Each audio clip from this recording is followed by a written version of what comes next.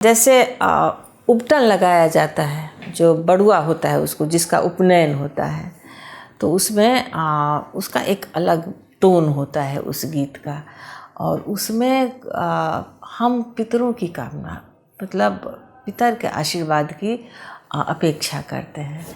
तो कहा जाता है उसमें कि कोने बाबा हर बाजो ताओल ओ जे मैं थी ऊपर जाओल है। उससे आगे देखिए कि जो पुनैन हो जाता है तो एक लाइन है, मर होम जो होता है, मर बही घृत ढरकी गेल ओ जे स्वर्ग इजोत भेल हे स्वर्ग के पितर आनंद भेल ओ जे आव कुल बाढ़ल। मतलब वंश वृद्धि की परिकल्पना है ये इसमें।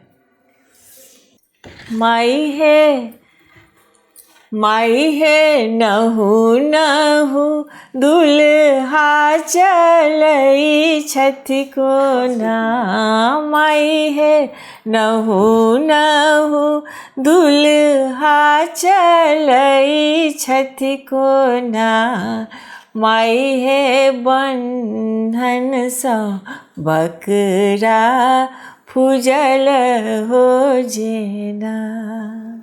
ये इसमें कहता है कि लड़का जब आता है, प्रवेश करता है आंगन में, उसके बाद जब वो चलता है तो कहा जाता है कि कैसे चलता है कि जैसे किसी बकरे का बंधन खोल दिया जाए तो उसकी जो चलने में गति आ जाती है, वो तेज चल रहा है। हाँ, तो दूसरी सखी कहती है, बकरा सब उपमा हिनका देलियन को ना, माई है 84 के फंदा में पड़ला जेना। मतलब अब तो ये बंधन में आ गए हैं तो अब तो उनको धीरे धीरे चलना होगा। जैसे मान लीजिए अब सीता की शादी होने वाली है, ठीक है, तो उससे पहले उपटन लगाया जाता है, तो उसके भी गीत हैं। उसके बाद जब शादी हो जाती है, शादी होने के बाद तो उस दौरान बहुत सारी ऐसी रस्में हैं, और कोई भी ऐसी रस्म नहीं है जिसमें गीत नहीं है।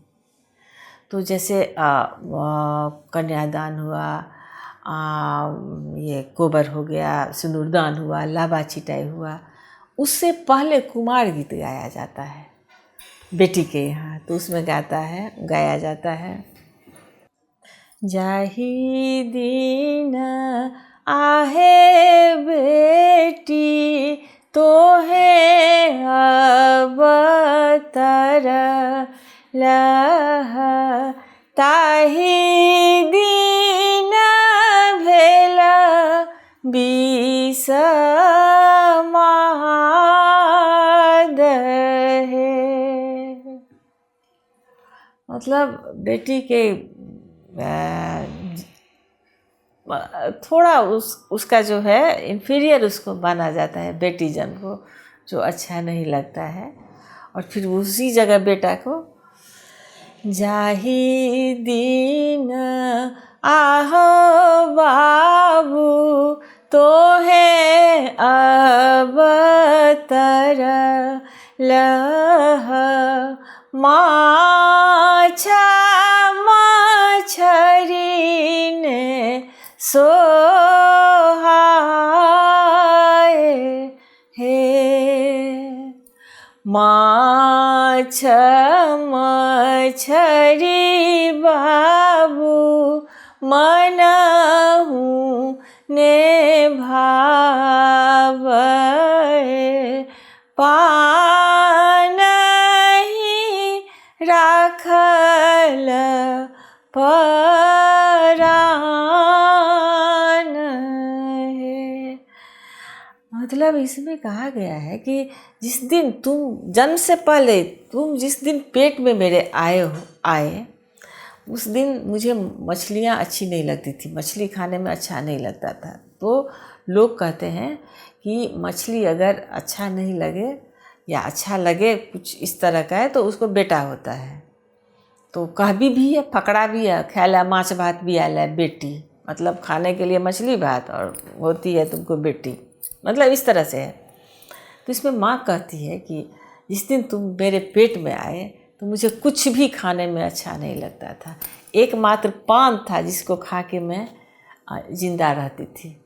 और फिर उस बेटा कहता है कि ठीक है, आपने जो भी मेरे लिए किया उसका मैं चुकाऊंगा। मेरी जो पत्नी होगी आपके चरण दबाएगी, आपकी सेवा करेगी, और जब तक मैं रहूँगा, आप जब तक दुनिया में हैं, मैं आपकी जिम्मेवारी लूँगा। ये कर्तव्य का इसमें पूरी बात है। महादेव की बारात आती है तो मैना जो है उनको नारद ने समझाया है कि आपके जो दामाद आ रहे हैं वो बाप रे तीनों लोग के देवता हैं। और जब महादेव पहुंचते हैं बूढ़े बैल पर, पूरा जटाजूट एकदम गले में नाग है, बाघंबड़ पहने हुए, तो सब डर जाती है। तो मैना जो है गौरी की माँ, वो अपनी बेटी को लेकर साइड हो जाती है। वहाँ देखिए हम लोगों को कहा गया है कि अधिकार नहीं मिला है, लेकिन वहाँ मैना जो हुआ खड़ी हो जाती है कि मैं अपनी इतनी सुंदर बेटी का ब्याह इस बूढ़े के साथ नहीं करूँगी। तो उसमें वो गाती है, हम नहीं आजू रहब एही आंगन, जो बूढ़ होए ता जमाई, जो बूढ़ होए ता जमाई गे माई, जो बूढ़ होए ता जमाई गे माई। एक तो बड़ी भेल विध विधाता, दोसर धिया केर बाप गे माई, तेसर बड़ी भेल नारद बाभन, जे जोहि आनल जमाई।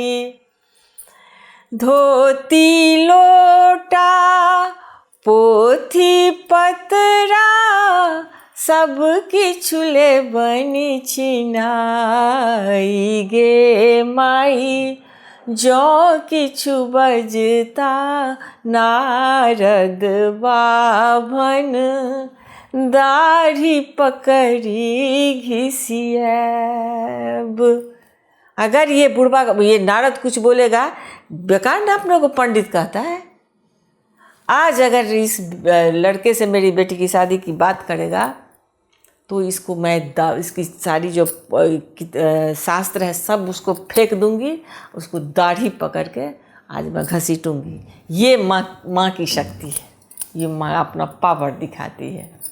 मधुश्रावणी है, मधु मतलब मधुर और सावन, मधु श्रावणी श्रावण, तो इसमें नाग की पूजा होती है।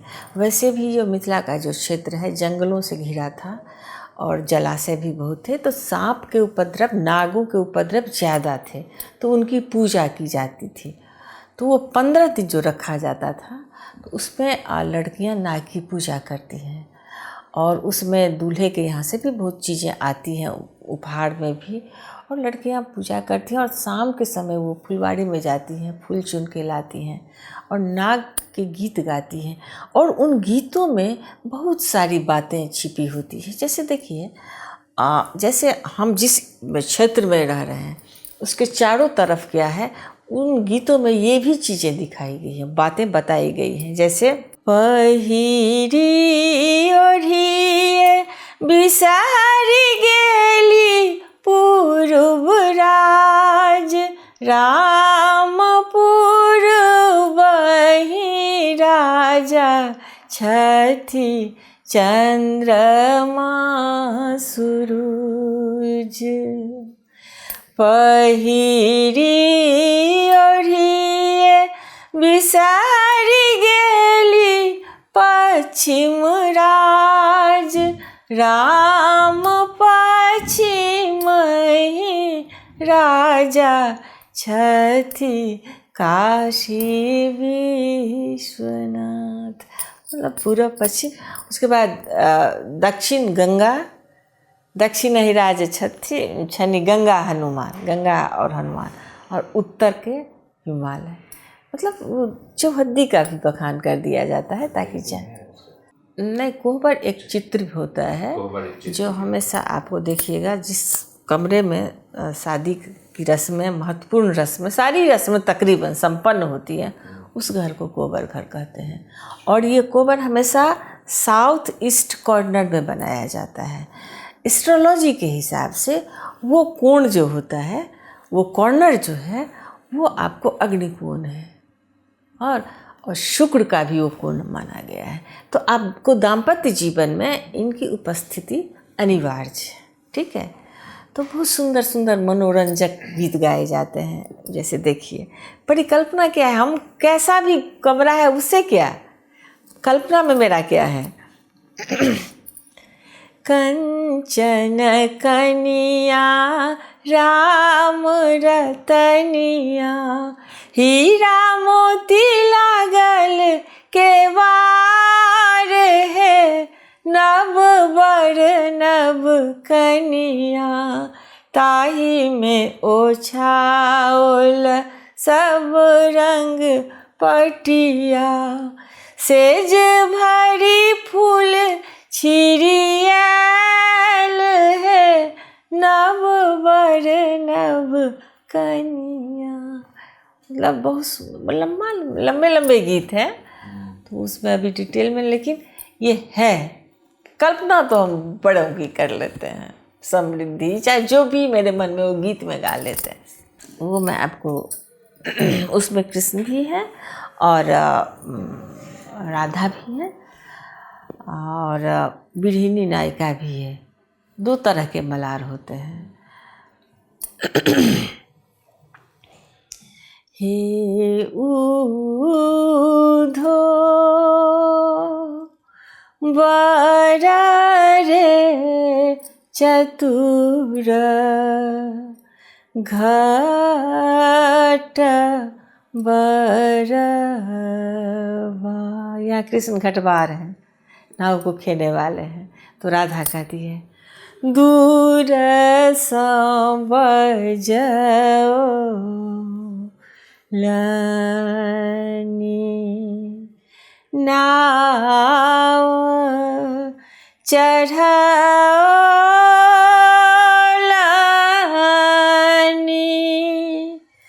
फेरी लाए गेला